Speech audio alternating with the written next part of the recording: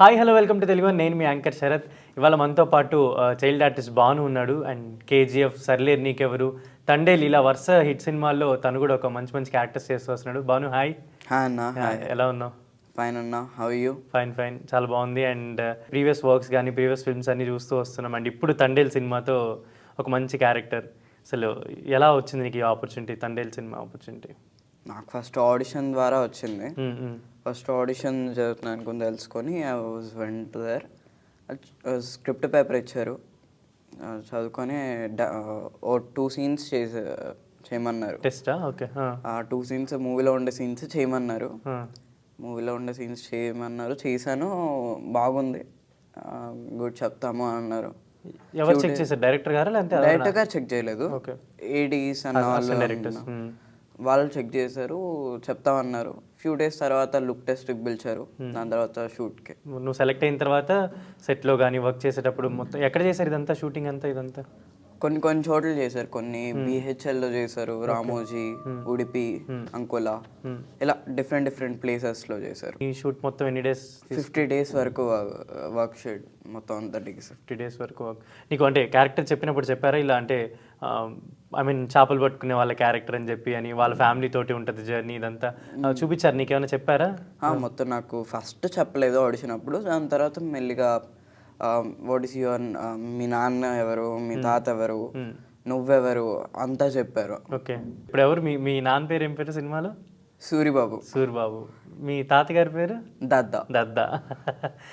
మంచి రోల్ కదా నీకు అది కూడా. అంటే నాకు తెలిసి నువ్వు ఈ బోట్ సీన్స్ కూడా ఉన్నాయి కదా నీకు కూడా, నువ్వు కూడా బోట్లో ఉంటావు, పాకిస్తాన్ వెళ్ళే సీన్స్ ఇవన్నీ ఉన్నాయి కదా, అవి చేసేటప్పుడు అంటే ఎలా చేసావు వాళ్ళందరితోటి నువ్వు? బాగా అనిపించింది. ఫస్ట్ షాట్ అది ఉంటుంది, హిట్టింగ్ సీన్ కానీ నేను ఇలా పడిపోయేది, హీరో గారు వచ్చి రెస్క్యూ చేసే సీన్స్ అంతా బాగా వచ్చింది. అప్పుడు కూడా బాగా అనిపించింది. ఇప్పుడు అందరు కూడా బాగా థ్రిల్గా ఫీల్ అవుతున్నారు ఆ సీన్స్ ఇవన్నీ.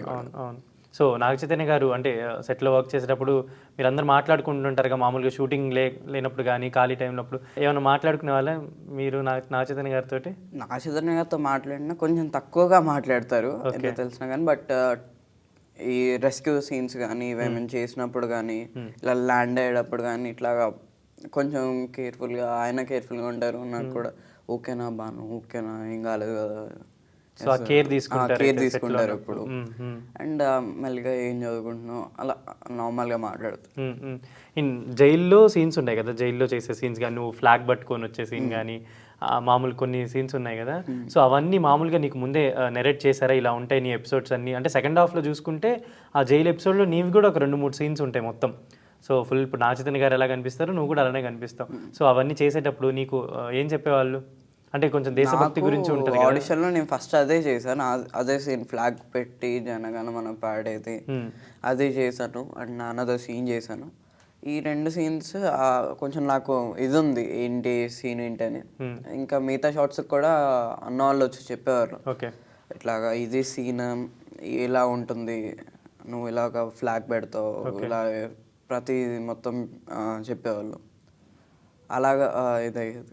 ఒక క్రూయల్టీ చూపించడానికి, అంటే పాకిస్తాన్లో జైల్లో ఉండే టెర్రరిస్టులు ఎలా చేస్తారు, ఒక క్రూయల్టీ చూపించడానికి నీకు ఒక సీన్ చేస్తారు, కట్ చేసే సీన్ అదొకటి చేస్తారు.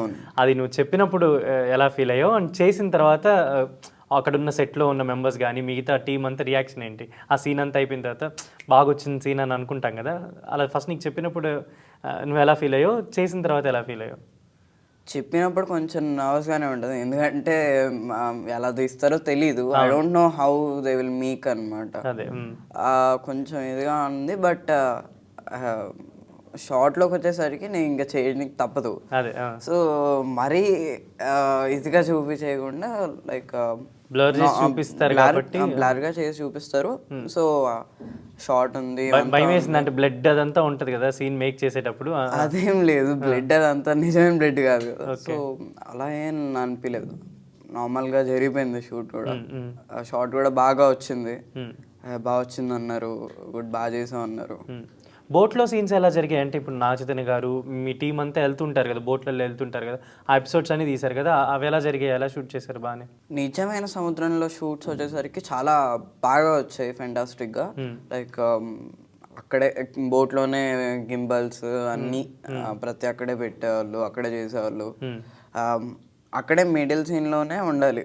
వెళ్ళి పొద్దున్న ఎప్పుడో 6కి వస్తాము, రెడీ అయ్యేసరికి ఒక గంట, తినేసి ఇంకా వెళ్ళిపోవడమే. అది ఇంకా వచ్చేసరికి మధ్యాహ్నం 1, 2, 3 అయ్యిద్ది. మళ్ళీ వచ్చి తినేసి మళ్ళీ ఒక కొద్దిసేపు రెస్ట్ తీసుకొని వీ హ్యావ్ టు గో అనమాట మళ్ళీ షూట్కి. అలా సీలో చేసేవాళ్ళం. చాలా బాగా అనిపించేది. చూసుకున్నా ఇప్పుడు థియేటర్లో నీ సీన్స్ చూసుకున్నప్పుడు నీ ఫ్రెండ్స్ కానీ మీ ఫ్యామిలీ మెంబర్స్ కానీ ఫోన్ చేస్తున్నారా, చెప్పారేమన్నా? చాలా మంది చేశారు. నేను అంతా మెసేజెస్ అన్నీ అలాగే వస్తానే ఉన్నాయి. ఏం మాట్లాడుతున్నారు వాళ్ళు? బాగా చేసావు బాను, ఇట్లాగా చాలా మంచి అంటే కొంతమంది మా ఫ్రెండ్స్కి కానీ కొంతమందికి తెలుసు వాట్ ఐఎమ్ డూయింగ్ అనేది. అదే but lot of members don't know. తెలిసిన వాళ్ళు కూడా అరే నువ్వు చెప్పిన దానికన్నా దీంట్లో బాగా చేసావు. అవును, చాలా నీకు మంచి క్యారెక్టర్ కదా ఇది, చాలా లెంత్ ఉంటుంది నీ క్యారెక్టర్ కూడా. అండ్ సెట్లో సాయి పల్లవి గారితో మాట్లాడావా? అంటే ఏమన్నా మాట్లాడుకుంటూ ఉంటారా సెట్లో? ఆవిడతో ఎక్కువ సీన్స్ లేవు. బట్ సీన్స్ నార్మల్గా మాట్లాడేవారు. ముందు 1, 2 సీన్స్ ఉన్నాయి ఆవిడతో కలిసి ఉండేది. సో హాయ్ ఎలా ఉన్నావు, ఏం చేస్తున్నావు, నార్మల్గా క్యాజువల్గా మాట్లాడేవారు అంతే. సో ఇప్పుడు ఈ తండేల్ సినిమా మొత్తం మీద నీకు బాగా క్లోజ్ అయిన పర్సన్, నీతో ఎక్కువ అటాచ్మెంట్ ఉన్న పర్సన్ ఎవరంటే ఎవరు బాగా నీతో మాట్లాడేది, నీతో షేర్ చేసుకొని నీ గురించి అన్నీ అడుగుతూ సెట్లో ఎవరు బాగా చూసుకునేవాళ్ళు నిన్ను? అందరు చూసుకునేవాళ్ళు. నాకు Thandel was like my family అనమాట. ఒక కొత్త ఫ్యామిలీని నాకు మళ్ళీ పరిచయం చేసింది. లైక్ ఒక టీమ్ 22 మెంబర్స్ లాగా టీమ్, అందరినీ ఒక 22 మెంబర్సే కాకుండా డైరెక్షన్ అన్న వాళ్ళు కానీ అందరినీ ఒక బాండ్ ఇది అనేది ఉంది మాకు. ఇప్పుడు మాకు షూటింగ్ అయిపోయిందన్నా కానీ అరే షూటింగ్ అయిపోయిందా, ఉండాల్సిందే, కలిసేవాళ్ళమేమో ఇలాగ అనిపించేది. అదే ఇప్పుడు గుర్తున్నాయి నీకు దీంట్లో డైలాగ్స్ ఏమైనా ఒక 2 గుర్తున్నాయి దీంట్లో నువ్వు చెప్పిన డైలాగ్స్ కానీ ఏమన్నా? డైలాగ్స్ అంటే డైలాగ్స్ చిన్నవే అవే ఉండవు.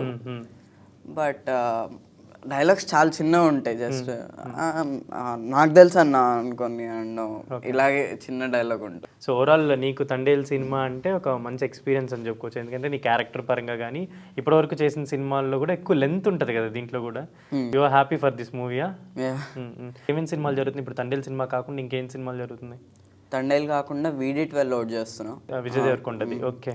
అండ్ సితారాలో ఒక మూవీ, వేరే సత్యసాద్ ఒక మూవీ, ఓకే, ఇట్లాగా ఉన్నాయి మూవీస్. సో విజయ్ దేవరకొండ గారికి నువ్వు అంటే చైల్డ్ ఆర్టిస్టా లేదంటే ఇంకా? చైల్డ్ కాదు, దాంట్లో ట్రావెల్ అయ్యే క్యారెక్టర్. ఓకే. ఆయన ఎలా ఉంటారు సెట్లో? అంటే విజయ్ దేవరకొండ గారు అంటే ఉందా ఏమన్నా సీన్స్ ఉన్నాయి నీకు ఆయనకి ఏమన్నా? ఉన్నాయి. ఎక్కువగా మాట్లాడేవారు కాదు. జస్ట్ కొంచెం ఆ సీన్లో దాని గురించి ఆలోచించడం, గౌతమ్ సార్తో మాట్లాడడం, ఇదిలో ఉండేవాళ్ళు. మాట్లాడేవారు, ఏంట్రా తిన్నావా ఏంటి. చేసేటప్పుడు మేము అలాగా ఒక బీచ్లో షూట్ జరిగినప్పుడు అక్కడే మీరేంట్రా మేము షూటింగ్ చేయడానికి వస్తే మీరేమో జస్ట్ ట్రిప్కి వచ్చినట్టున్నారు మీరు, అలా కామెడీగా మాట్లాడేవారు. అలాగా మంచి ఫన్నీగా ఉంటారా సెట్లో అయితే అందరితోటి? కానీ అలా ఫన్నీగా అప్పుడప్పుడు మాట్లాడతారు, ఫన్నీగా, బట్ క్యాజువల్గా మాట్లాడడం అయితే ఎప్పుడు మాట్లాడతారు. ఓకే. సో నీకు అంటే ఫస్ట్ నుంచి అంటే నువ్వు చైల్డ్ ఆర్టిస్ట్గా స్టార్ట్ అయినప్పటి నుంచి ఇప్పటి వరకు మొత్తం ఎన్ని సినిమాలు అయినాయి? దాదాపు 60 మూవీస్ దాకా. 60 మూవీస్ దాకా అంటే యు ఆర్ నియర్ టు 100, తొందరలోనే 100 కొట్టబోతున్నావు అనమాట. సో ఫస్ట్ అపీర్ అయింది ఏంటంటే ఇప్పుడు షార్ట్ ఫిల్మ్స్ కాకుండా వీటిలో కాకుండా ఫస్ట్ నీ స్క్రీన్ ప్రెజెన్స్ వచ్చిన సినిమా ఏది? మూవీ వచ్చేసరికి ఒక్క క్షణం అల్లు శిరీష్ గారిది. అది నీ కెరీర్ స్టార్టింగ్ అనమాట. దాని నుంచి కంటిన్యూస్ గా ఇంకా ఫిల్మ్స్ చేసుకుంటూ వస్తున్నావు. సో ఇప్పటికి ఒక 60 మూవీస్ అయినాయి. సో నీకు బాగా ఏది ఇష్టమైన మూవీ? ఈ 60 మూవీస్ నీకు బాగా నచ్చిన మూవీ, నాకు మంచి ర్యాప్ ఉంది అనిపించిన మూవీ ఏది నీకు బాగా నచ్చిన movie? Every film is journey, ఒక experience. Thandel was like experience, సోపత్లో ఒక ఎక్స్పీరియన్స్. ప్రతి సినిమాకి ఒక్కొక్కళ్ళు పరిచయం అవుతారు, ఒక్కొక్కళ్ళు దగ్గర అవుతారు. అలా ప్రతిదీ నాకు ఇప్పుడు తండేల్ వాజ్ బెస్ట్ అని అనిపిస్తుంది, దాంతో VD12 బెస్ట్ అనిపించచ్చు. అలాగే ప్రతిదీ నాకు బెస్ట్, ఒక్కటే అనేది లేదు కదా. సో నీకు అంటే ఇప్పుడు తెలుగుకి వచ్చావు కాబట్టి అడుగుతున్నా, మామూలుగా ఇంతకుముందు నీకు ఇక్కడ జరిగిన షార్ట్ ఫిల్మ్స్ అవన్నీ గుర్తున్నాయా? ఈ రూమ్ కూడా నాకు స్పెషలే. ప్రతి రూమ్లో తిరిగాళ్ళం, ఎవ్రీ రూమ్ ఎక్కడ ఏ ఫ్లోర్లో ఏమేమి ఉంటాయో అన్నీ తెలుసు. నేను ABCDలు నేర్చుకుందంతా ఇక్కడే, అంతా నేర్చుకుంది ఒక హోమ్ ప్లేస్ లాంటిది, సెకండ్ హోమ్. నాకు తెలుగు వానికి ఒక మెమరబుల్ బీయింగ్ మేనమామ కానీ లేకపోతే దారి కానీ దారి was like very best experience నాకు కానీ అందరికీ ఒక చాలా బాగా అనిపించేది. నాకు ఫస్ట్ దీంట్లో మొదలుపెట్టింది ఫన్ బకెట్ జూనియర్స్. అది చాలా బాగా అనిపించేది. కామెడీ జోక్స్ కానీ నాలో కూడా కామెడీ ఏదో అతను ఉన్నాడు అనుకుని అక్కడే తెలిసింది. సో అలా కంటిన్యూస్గా అక్కడి నుంచి స్టార్ట్ అయిన జర్నీ ఇప్పుడు ఆల్మోస్ట్ పెద్ద పాన్ ఇండియా సినిమాలు, తండేలు, ఇలా ఒక బేస్ ఇక్కడ స్టార్ట్ అయిందని చెప్పుకోవచ్చు అనమాట. సో ఎలా అనిపిస్తుంది నీకు? అంటే అప్పుడు నువ్వు ఇప్పుడు ఇందాక అన్నావు కదా, అప్పుడు నాలో కామెడీ యాంగిల్ కూడా తెలిసింది, ఇక్కడ తిరిగేవాడిని, ఇక్కడ చేసుకునేవాడిని అని చెప్పి. ఇప్పుడు సినిమాలు పెద్ద పెద్ద స్టార్స్ అంటే ఇప్పుడు నువ్వు నిద్రలేస్తే ఒక సెట్కి వెళ్తే ఒక స్టార్, ఇప్పుడు VD12కి వెళ్తే విజయ్ దేవరకొండ గారిని, తండేలకి వెళ్తే చైతన్య గారిని, KGF, ఇలా అందరు స్టార్స్ తోటి వర్క్ చేసినప్పుడు ఎలా అనిపిస్తుంది నీకు? అంటే లైక్ ఏమన్నా ఉంటుందా వాళ్ళ స్టార్స్, నేను వెళ్తున్నాను సెట్లో వర్క్ చేస్తున్నాను అని ఎలా అనిపించేది నీకు ఆర్టిస్ట్గా? కొంచెం సెటిల్గా ఉండాలి, ఇదిలా ఉండాలి కొంచెం ఇది ఉంటుంది. బట్ వెళ్తాను వాళ్ళకో. బట్ నేను షార్ట్ వచ్చేసరికి ఎవరైనా ఉన్నా నేను కొంచెం ఇదిగానే ఫీల్ అవుతా. But when the shot was there ఎక్కువ ఇలా ఏ రియాక్షన్ ఇమ్మంటే I will give that reaction. So అంటే డైరెక్టర్స్ని అడిగి చేస్తావు అనమాట, అంటే ఎలా చేయాలి సార్ నేను ఏంటి అనేది. అంటే ఇప్పుడు ఇన్ని సినిమాలు చేస్తున్నావు కాబట్టి నీకు ఫేవరెట్ హీరో ఎవరు? అంటే నేను వీళ్ళతో ఇంకా చేయలేదనో, లేదంటే నేను వాళ్ళతో చేస్తే బాగుంటుందని చెప్పి నీకు ఒక ఫేవరెట్ హీరో ఉంటారు కదా Telugu industry? Not only one, అలా ఏం లేదు. చేసిన వాళ్ళతోటే మళ్ళీ చేయాలని ఉంటుంది. అండ్ చేసిన వాళ్ళతోనే ఇంకా ఇప్పుడు తండేలు ఇది వచ్చింది, చైతన్య గారితో ఇంకా క్యారెక్టర్ మళ్ళీ చేయాలని ఉంటుంది, సాయి పల్లవి గారితో చేయాలని ఉంటుంది, ప్రతి హీరో ఎవరైతే చేయలేదు చిరంజీవి గారితో చేయాలని ఉంటుంది, వెంకటేష్ గారితో చేయాలని ఉంటుంది, అందరితో చేయాలనే ఉంటుంది. అదే. సో ఇప్పటివరకు అంటే రిపీటెడ్గా చేసిన హీరోస్ ఎవరైనా ఉన్నారు? అంటే నువ్వు ఇప్పటివరకు చేసిన సినిమాల్లో రిపీటెడ్గా 2-3 times మళ్ళీ ఎక్కువ షూట్ చేసిన పర్సన్ కానీ రిపీటెడ్గా సినిమాలు చేసిన పర్సన్ ఎవరైనా ఉన్నారా? చైతన్య గారు. నాచైతన్య గారితో ఇంకో ప్రీవియస్లీ కూడా చేసావా? లవ్ స్టోరీ చేసా. లవ్ స్టోరీలో ఓకే. చిన్నప్పుడు హీరోగా చేసా. నాచైతన్య గారి చైల్డ్హుడ్ గెటప్, ఇప్పుడు తండేల్లో ఈ గెటప్ చెప్పు. అంటే నాచైతన్య గారు గుర్తుందా నువ్వు చేసినట్టు? గుర్తుంది, మాట్లాడేవారు, అందుకనే సాయి పల్లవి గారు కానీ ఇట్లా మాట్లాడేవారు. అంటే నాచైతన్య గారు ఏమనేవాళ్ళు అంటే అప్పుడు ఆయన చైల్డ్ ఆర్టిస్ట్ గెటప్ నువ్వే వేసావు అండ్ ఇప్పుడు ఇది చేస్తున్నావు, ఏమైనా చెప్పేవాళ్ళ నీకు? ఆయన ఏమైనా మాట్లాడేవారు నీతో? అదే నార్మల్గానే మాట్లాడేవారు, అంత ఇదిగా ఏం మాట్లాడేవారు కాదు. కొంచెం ఇంట్రోవర్టే కాబట్టి నార్మల్గానే మాట్లాడేవారు. ఓకే. సో KGF ఆపర్చునిటీ అంటే నాకు తెలిసి ఇప్పుడు ఇప్పటివరకు నువ్వు చేసిన సినిమాలో ఒక పాన్ ఇండియా సినిమా అని చెప్పుకుంటే KGF సినిమా, KGF 1-2. సో దాంట్లో నీ పార్ట్ ఉంటుంది, అంటే KGF సినిమాలో నీ పార్ట్ అదంతా ఎప్పుడైనా చూసుకుంటుంటావు? KGF సినిమాలు చూసినప్పుడు మళ్ళీ నీ సీన్స్ కానీ అవి పెట్టుకొని చూస్తుంటావా? ఏమనిపిస్తుంది? బాగా అనిపిస్తుంది. షూట్ జరిగినప్పుడు కూడా బాగా అనిపించింది. నాకు కొంచెం షై నా సినిమాలు కానీ నా ఇంటర్వ్యూస్ కానీ చూసుకోవాలి. ఎందుకని అంటే థియేటర్లో చూసేసుకుంటా, మళ్ళీ దాన్ని ఇలాగా రిపీట్గా చూస్తే నాకు కొంచెం షై ఫీల్ అవుతా. ఓకే. బట్ ఎక్స్పీరియన్స్ ఎంత ఇది ఉందో అది చూసినప్పుడు కూడా షార్ట్ వెనకమాల ఏం జరిగిందో, ఎలా మాట్లాడుకున్నాము, ప్రతిదీ రిమెంబర్ అవుతా ఉంటుంది, అలాగే గుర్తొస్తా ఉంటాయి అప్పుడు జరిగిన సీన్స్. గుర్తున్నాయి ఏమన్నా KGFలో డైలాగ్ ఏమన్నా నీకు గుర్తుంది ఒకటి? నీకు తెలుసా మేమంతా రాకీ రాకీ రాకీ రాకీ అని ఎందుకంటాము, ఇప్పుడు చూడు, హే రాకీ వచ్చాడు, Rocky Rocky Rocky Rocky Rocky. ఇప్పుడు చెప్పనా వీళ్ళంతా ఎందుకు దండం పెడుతున్నారు? సూపర్. అండ్ మంచి రోల్ అది KGF. నాకు తెలిసి నీకు ప్రశాంత్ నీల్ గారు, అంటే ఆ సినిమా అంతా ప్రశాంత్ నీల్ గారు కానీ యష్ గారు కానీ వీళ్ళందరితో అంటే నీకు ఇంటరాక్షన్ ఎలా ఉండేది అప్పట్లో? అంటే నేను నిన్ను అప్పుడు ఇంటర్వ్యూ చేయలేదు కాబట్టి ఇప్పుడు అడిగి తెలుసుకుందాం అని అనుకుంటున్నా. ప్రశాంత్ నీల్ గారితో బాగుండేది. ప్రశాంత్ నీల్ గారు కూడా మేము అటు సైడ్ ఫుడ్ తినేవాళ్ళం, ఇటు సైడ్ తినేవారు. ఇలాగ వచ్చేసరికి అందరూ నన్ను బాను అని పిలిచేవాళ్ళు. ఓకే. పిల్లల్ని కొంతమందిని టమాటో అని పిలిచేవాళ్ళు, లేకపోతే ముద్దు పేరుతో ఇలా పిలిచేవాళ్ళు. నన్ను మాత్రం బాను అని పిలిచేవాళ్ళు. ఓకే. బాను ఎలా ఉన్నావు, ఏం చేస్తున్నావు, తిన్నావా ఏంటి, ఇలాగ ఫన్నీగా అడిగేవారు, బాగా ఫన్నీగా ఉండేవారు. ఇట్లాగా చేయకపోతే మిమ్మల్ని షూట్ చేస్తాను అని చెప్పి వాటర్ స్ప్రేతో కొట్టేవాళ్ళు. వాటర్ స్ప్రే ఉంటుంది కదా, వాటర్ స్ప్రేతో చేసేవాళ్ళు. ఇలా ఫన్నీగా చేసేవాళ్ళు. యష్ గారు కూడా బాగుండేవారు. వి యూస్ టు ప్లే అన్నమాట, క్రికెట్ ఆడేవాళ్ళం. ప్రశాంత్ నీల్ గారు నేను అప్పుడప్పుడు యష్ గారు గ్యాప్ దొరికిందంటే ఏదైనా సెట్ చేయాలి, ఏమైనా కెమెరా పెట్టాలి అని అంటే క్రికెట్ ఆడేవాళ్ళం ఎక్కడైనా. ఓకే. సో అది కూడా నీకు ఒక మంచి ఎక్స్పీరియన్స్ అనమాట. అంటే ఇప్పుడు టోటల్ 60 మూవీస్ దాకా చేసావు కదా. అంటే ఇప్పుడు ఎడ్యుకేషన్ ఏంటంటే ఇప్పుడు ఏం చదువుతున్నావు నువ్వు? Seventh class. సెవెంత్ క్లాస్కే ఒక 60 మూవీస్ దాకా చేసావంటే నువ్వు 10th ఇంటర్కి వెళ్ళేసరికి నాకు తెలిసి ఇంకొక 500 మూవీస్ దాకా అవుతాయేమో అనుకుంటున్నా. అవ్వాలని కోరుకుంటున్నా. ఓకే. ఇంకా వెళ్తున్నావు అంటే ఇంకా ఏదైనా సెటిల్ కానీ అంటే అప్రోచ్ కానీ వెళ్తున్నావా షూట్స్కి కానీ ఏమన్నా కంటిన్యూస్గా? ఎలా ఉంటాయి అంటే నువ్వు స్కూల్ ఎలా మేనేజ్ చేస్తున్నావు మరి? షూటింగ్కి వెళ్ళినప్పుడు బుక్స్ తీసుకెళ్తా, అక్కడ చదువుకుంటా, ఇంట్లో ఉన్నప్పుడు చదువుకుంటా. ఎలాగో ఇంకా ఖాళీ ఉందంటే I go to school. Okay. So education ఎక్కడ నెగ్లెక్ట్ చేయట్లేదు అనమాట. సో ఓవరాల్గా ఇప్పుడు ఒక 60 ఫిల్మ్స్ అయినాయి నీవి, 7th క్లాస్ చేస్తున్నావు. ఏంటంటే నీ ఎయిమ్ ఏంటి ఇండస్ట్రీలో? అంటే ఏమవుదాం అని అంటే ఇలా చైల్డ్ ఆర్టిస్ట్ వచ్చినన్ని చేసుకుంటూ తర్వాత ఫర్దర్గా హీరో అవుదామనా, లేదంటే ఇంకా ఇంకేమైనా చేద్దామనా? ఫస్ట్ యాక్టర్ అవుదామని అన్నా. ఫస్ట్ ఎడ్యుకేషన్ అంతా అయిపోయిన తర్వాత ఫస్ట్ యాక్టర్ అయ్యి దాని తర్వాత హీరోగా, దాని తర్వాత అన్నీ ఇది చేయాలి. నాట్ ఓన్లీ హీరోగా కాకుండా యాక్టర్ అంటే లైక్ సుహాస్ గారు ఉన్నారు. సుహాస్ గారు will do the villain characters, hero characters, అన్నీ చేస్తారు. అలాగా చేయాలని నాకు. సో అన్ని రోల్స్ చేయాలి అని ఉంటుంది. ఒకటి హీరోగానే కాకుండా మంచి మంచి క్యారెక్టర్స్, విలన్ అట్లా కూడా చేద్దామని చెప్పి. సో ఇప్పుడు తండేల్ రిలీజ్ తర్వాత అంటే సినిమా చూసుకున్నావు, రిలీజ్ తర్వాత వాళ్ళని కలిసావా ఎవరినైనా? చందు గారిని కానీ ఎవరినైనా? ఇంకా కలవలేదు. సక్సెస్ మీట్ ఇలా ఉంటుంది కదా, అప్పుడు కలుద్దామని. కలిసి అంటే ఏం చెప్దాం అనుకుంటున్నా ఇప్పుడు చందు గారికి కానీ నాగచైతన్య గారికి కానీ ఏం చెప్దాం అనుకుంటున్నా? ప్రీ రిలీజ్ ఈవెంట్కి వెళ్ళడానికి ఖాళీ దొరకలేదు. I was in the shoot. దొరకకుండా ఉంటే ఎల్లుండేవాడిని. నాకు అంత మంచి ఆపర్చునిటీ ఇచ్చినందుకు I was very thankful to that. నా మీద నమ్మి ఒక అంత మంచి క్యారెక్టర్, ఎంతో చాలా పెద్ద క్యారెక్టర్ అనే చెప్తా. చాలా పెద్ద క్యారెక్టర్ అది. ఆ క్యారెక్టర్ని నన్ను ఎందుకంటే ఇప్పుడు నువ్వు వాళ్ళందరితో వెళ్ళడం వల్లే అక్కడ ఇంకా పెద్ద పెద్ద సీన్స్ ఉన్నాయి. ఇప్పుడు నువ్వు ఫ్లాగ్ పట్టుకుని వచ్చే సీన్ కానీ, నీకు కట్ చేసే సీన్ కానీ, ఇవన్నీ మొత్తం సెకండ్ హాఫ్ స్టోరీ అంతా నీ మీదే ఉంటుంది కదా. ఇంత పెద్ద క్యారెక్టర్ని, ఇంత పెద్ద కిట్టు అనే క్యారెక్టర్ని నాకు బాను చేయగలడని నమ్మి నాకు ఆడిషన్లో చూసి నాకు ఇచ్చినందుకు సార్కి ఎంతో థ్యాంక్ఫుల్, ఎంతో రుణపడి ఉంటాను.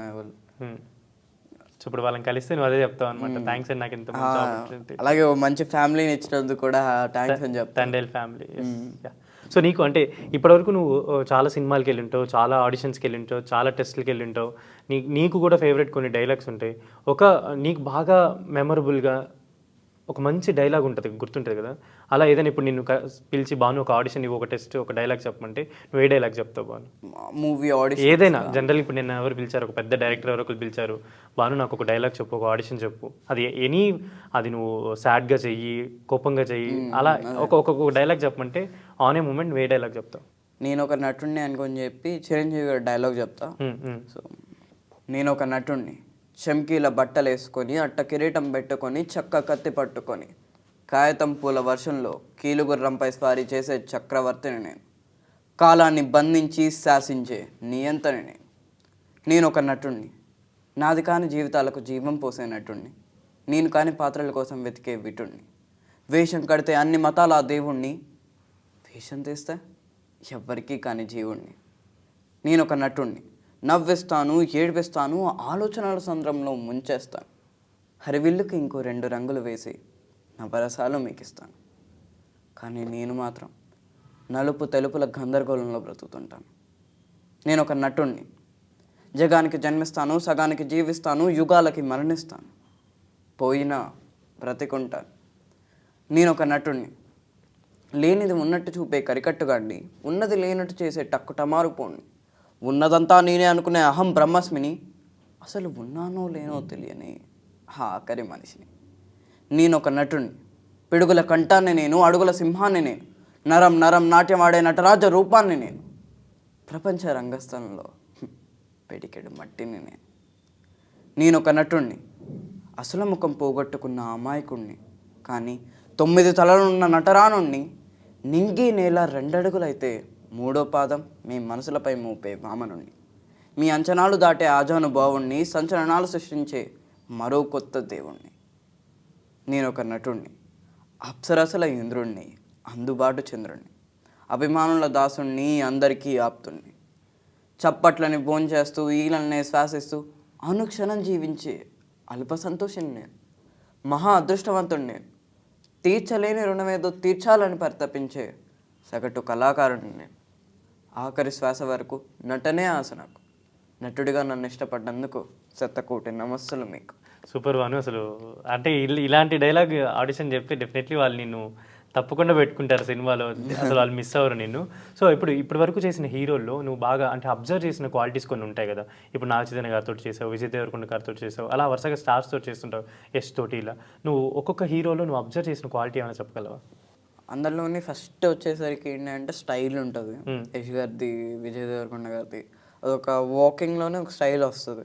యష్ గారు కానీ ఇట్లాగా వచ్చే ఆ స్టైల్ అంటే నాకు ప్రతి ముగ్గులోనే బాగా ఇష్టం. అండ్ నాగ చైతన్య గారి దాంట్లో ఒక కేర్ టేకింగ్ ఎలాగా అనేది, అండ్ విజయ్ దేవరకొండ గారిలో లైక్ నాకు స్టైల్, డ్రెస్ సెన్స్ అదంతా నాకు బాగా ఇష్టం. యష్ గారిలో వచ్చేసరికి వే ఆఫ్ టాకింగ్ బాగుంటుంది. ఓకే. ఇలా ముగ్గులోని క్వాలిటీస్. స్టార్టింగ్ నుంచి ఇప్పుడు తండేలు వరకు చూసుకుంటే నీకు బాగా బెస్ట్ కాంప్లిమెంట్స్ వస్తుంటాయి కదా, ఎవరైనా బాగా చేసావు అని చెప్తుంటారు కదా. అలా నీకు వచ్చిన బెస్ట్ కాంప్లిమెంట్ అంటే నువ్వు బాగా అమ్మయ్య థ్యాంక్స్ అండి అని ఫీల్ అవుతావు కదా, బాగా చెప్పిన వాళ్ళు. అలా నీకు వచ్చిన బెస్ట్ కాంప్లిమెంట్స్ ఏది?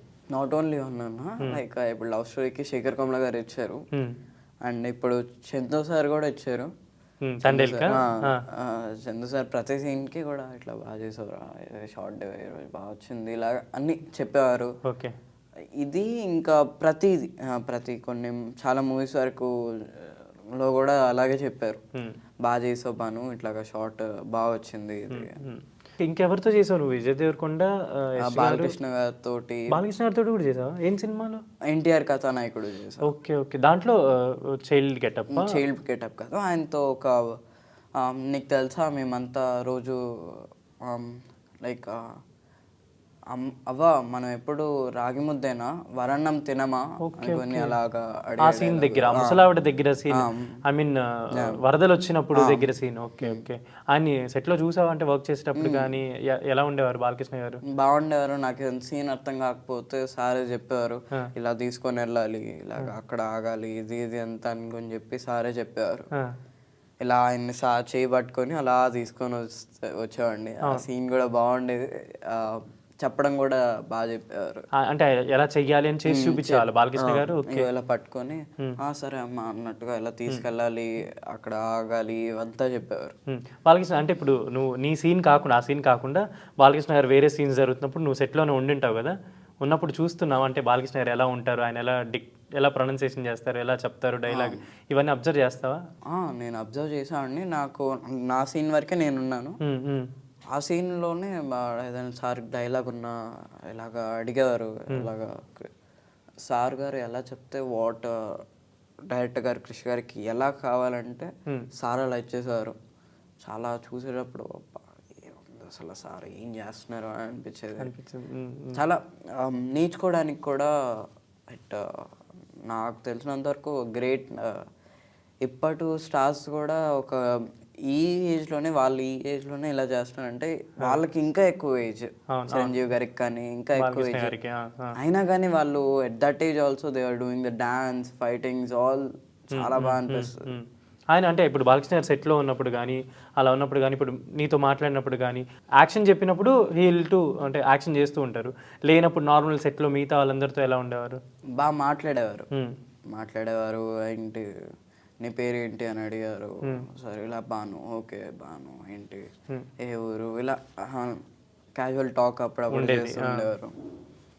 ఫన్నీగా కూడా కృషి గారితో వీళ్ళతోటి కూడా ఫన్నీగా మాట్లాడేవారు. ఓకే, సరదాగా ఎంజాయ్మెంట్ అయితే ఉండేది సెట్లో. ఓకే.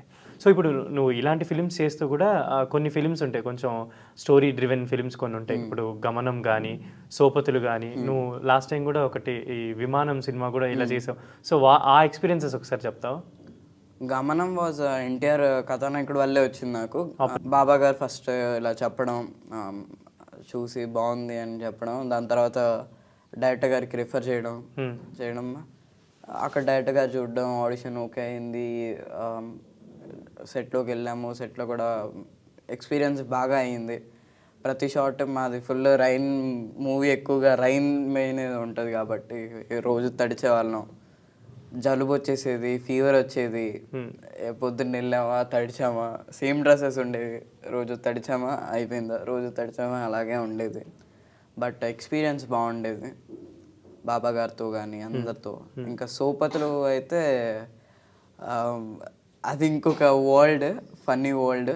అందరం బాగా చేసాం. ఏదో స్ట్రెస్ లేకుండా మూవీకి వెళ్తే, ఒక మూవీకి ఇలాగ వెళ్తున్నాం షూటింగ్ ఇలా చేయాలని కాకుండా వెళ్ళేవాళ్ళం.